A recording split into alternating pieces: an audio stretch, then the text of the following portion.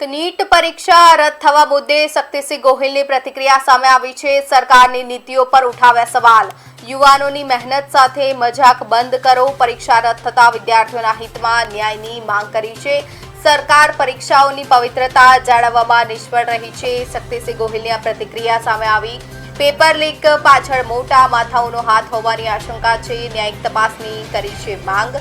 લાખો પરીક્ષાર્થીઓની મહેનત પાણીમાં ગઈ, જવાબદારોને જેલ ભેગા કરવાની સાંસદની ચીમકી છે।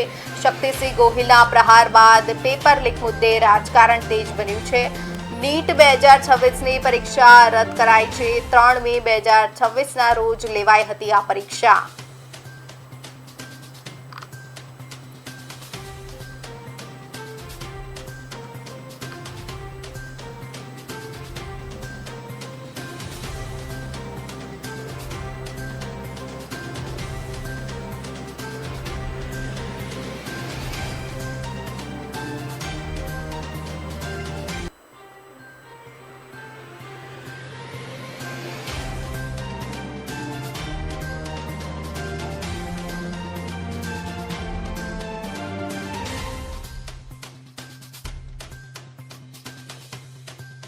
બાવીસ લાખ વિદ્યાર્થીઓના ભવિષ્ય સાથે ચેડા થયા છે।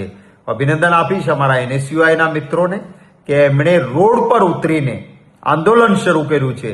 ગુજરાતની જનતા, જાગૃત જનતા NSUIના મિત્રોને પણ મદદ કરે અને પોલીસ કોઈ પણ પ્રકારના દંડાનું રાજ્ય ન્યાય માટે નીકળેલા લોકશાહી રીતે આંદોલન કરતા વિદ્યાર્થી આગેવાનો NSUIના નેતાઓ સામે ન લે એવી પણ આશા રાખું।